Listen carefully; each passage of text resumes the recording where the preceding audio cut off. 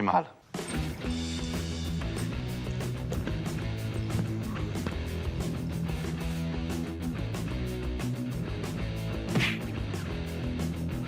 Hey, salut à tous, c'est Johan, votre coach sportif. Cette vidéo fait suite à la vidéo sur les pompes débutants parue la semaine dernière. On va considérer aujourd'hui que vous êtes capable de faire vos pompes sur les pieds, d'accord? Dans un premier temps, on va revenir sur la position de base, donc la position des mains, la position des épaules, du bassin et du dos, et on va voir également la position des jambes.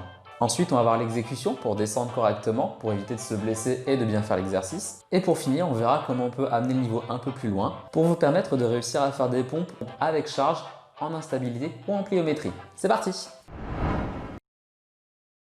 Quand vous passez sur les pieds, vous devez complètement tendre les jambes, engager les quadriceps. Le plus important, ça va être d'engager fortement sa sangle abdominale pendant la descente pour protéger son dos. A l'instar des pompes sur les genoux, c'est toujours la poitrine que vous devez aller chercher vers le sol.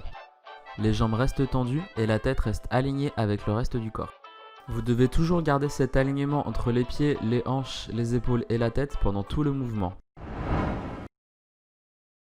La première erreur, c'est de descendre la tête plus que la poitrine. De ce fait, les épaules vont se rapprocher des oreilles, les fesses vont rester hautes, vous perdez l'alignement des pieds, du bassin et des épaules et vous engagez beaucoup moins les pectoraux.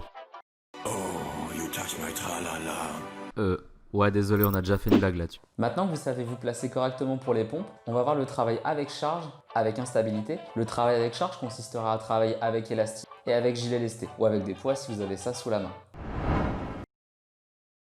Même principe que pour les pompes débutants. L'élastique est placé sur le dos et doit être en tension sous les mains. Par contre, prenez plutôt les élastiques plats plutôt que les élastiques ronds. Ça évitera qu'ils vous roulent sur le dos et vous tombent sur la tête. Même principe qu'avec un disque sur le dos, mais en plus sécurisé. Le gilet lesté vous permettra vraiment de quantifier la charge que vous mettez sur votre corps pour les pompes. Le travail en instabilité consiste simplement à créer un déséquilibre. Du fait de ce déséquilibre, vous serez obligé d'engager plus de muscles stabilisateurs plus profonds. De ce fait, vous serez beaucoup plus à l'aise ensuite sur des pompes ordinaires. La dernière variante consiste à mettre ses pieds dans des sangles de suspension.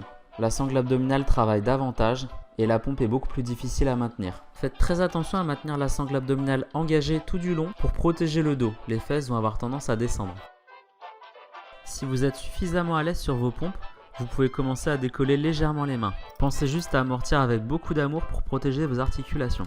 J'espère que cette vidéo vous a plu. Si c'est le cas, n'hésitez pas à la liker, à la partager, à vous abonner aussi. N'hésitez pas à regarder dans la description de la vidéo, je vous mets en lien des articles de blog sur mon site, ainsi que des cours en visioconférence qui sont gratuits et qui sont en fin de journée pour ceux que ça intéresse. Ça comprend des cours de stretching, de renforcement et du travail de cardio. C'est gratuit et c'est en live, donc je pourrai même vous corriger pour les exercices.